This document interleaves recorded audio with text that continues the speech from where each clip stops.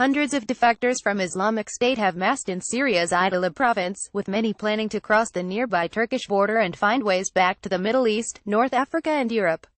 Several dozen former fighters have already made it across the heavily patrolled frontier to towns and cities in Turkey's south in recent weeks, The Guardian has confirmed.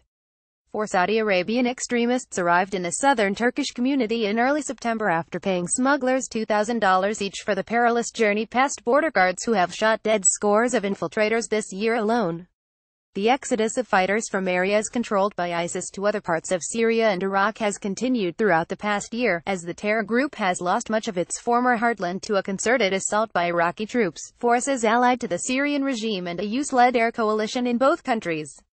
However, large numbers of militants and their families are now trying to leave the war-battered states altogether, posing significant challenges to a global intelligence community that, for the most part, views them as a hostile and unmanageable threat, and sees limited scope for their reintegration.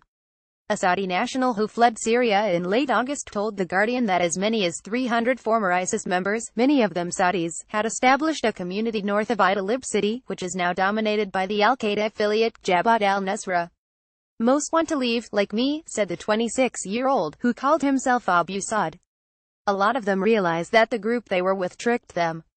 Others don't trust Nusra. There are not many who believe that the people that they were with were on the right path." Abu Saad said the Saudi nationals, as well some Europeans, Moroccans and Egyptians, had gathered together as a buffer against al-Nusra, which has exerted its influence across Idlib and the surrounding countryside by toppling its rivals. ISIS has not had an organized presence in the area since early 2014 when it was ousted by a rebel assault that saw its members flee east to the town of Al-Bab in the Aleppo hinterland and further into Manbij, Tabqa, Raqqa and Deir az-Zor. Former members of the group, however, have steadily been returning to Idlib and seeking refuge since late 2015. "That was when I left," said Abu Saad, speaking days after he arrived in southern Turkey. "Others joined me later, and more are coming now." The full scale of the extremist exodus from ISIS-held parts of Iraq and Syria remains unclear, with most of the land it conquered having been recaptured, leaving a divided and demoralized rump with next to nowhere to hide.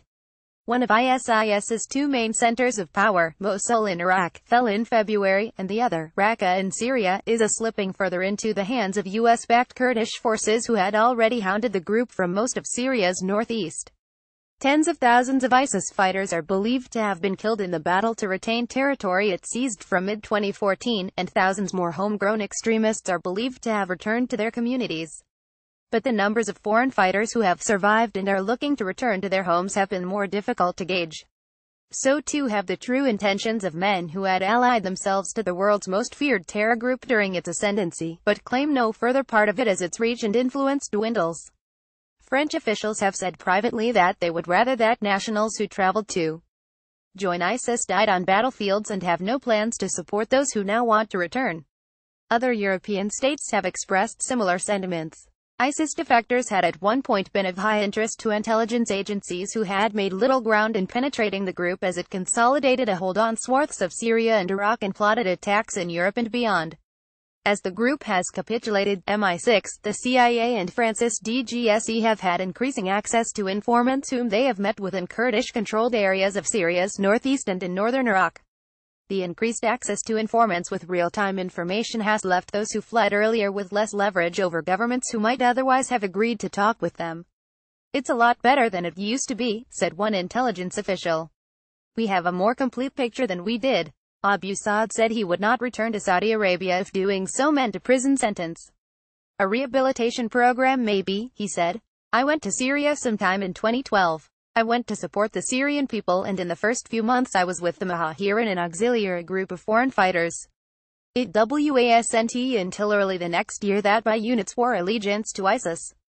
It was a poison flower. It wasn't what I expected." As the group's fate worsened, tensions increased within its ranks, Abu Saad claimed. Summary executions were carried out on increasingly flimsy pretexts, such as insubordination, or making contact with Syrian opposition groups, he said. Over time, arguments about the ideology and theology also intensified. "They don't understand the Tawheed, the oneness of God. They are always arguing about it. I saw no justice with them. I saw cruelty. But how could I disagree? It had such a hierarchy. Everyone has a boss who they are afraid of. And above them all was ISIS leader Abu Bakr al-Baghdadi. He was the ultimate authority and no one could argue with him about religious law. If you tried to defy them about anything, you put yourself in danger. My job was to inspect prisons. If there were abuses, then I would report on them. One time in Minbaj, there was a lady in a cell for 13 days with no toilet and no water for cleaning. She was there because she threatened to kill a man who had killed her husband. There was worse than that though. There were people in prison who had done nothing wrong at all. In Idlib, there are around 300 people trying to escape. Many of them are Saudis. Some want to see their families one last time and they say they will accept what's coming to them. I don't know any of them who believe in the Islamic State.